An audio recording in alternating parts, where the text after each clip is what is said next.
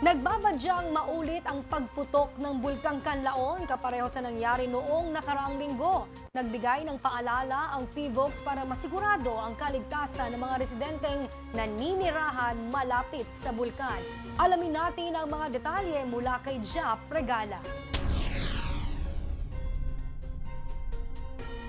Patuloy pa rin sa pagbuga ng abo ang Bulkang Kanlaon mula noong Lunes hanggang ngayong araw batay sa tala ng Philippine Institute of Volcanology and Seismology o PHIVOLCS. Ayon kay PHIVOLCS Director Teresito Baculcol, muling nagbuga ng abo ang Kanlaon kaninang umaga. We recorded 16 volcanic earthquakes and kahapon yung sulfur dioxide natin ay umabot ng 1,170 tons per day, which still above the background level.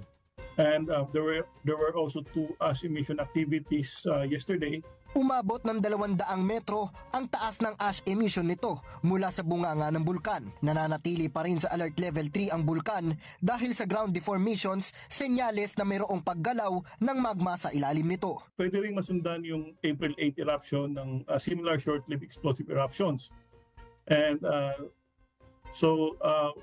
since Kanlaon volcano is on alert level 3 again, the possibility of hazardous eruption is still possible. Nirerekomenda ng PHIVOLCS ang hindi pagpasok malapit sa paanan at paligid ng bulkan. Walang tao dapat inside the 6-kilometer danger zone.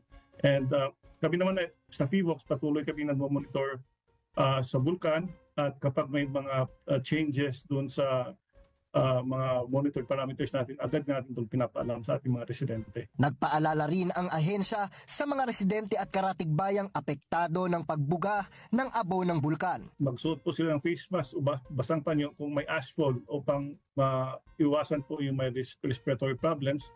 And they also have to monitor and watch closely the official advisories coming from the LGUs in their MC at pati na rin sa aming opisina. Kung malakas yung pagulan, they also have to be careful kasi lalo yung mga nakatira sa mga malapit sa ilog kasi pwede kasing ma-remobilize yung abo as lahars. Para sa totoong balita sa Bagong Pilipinas, Jap Regala, Congress News.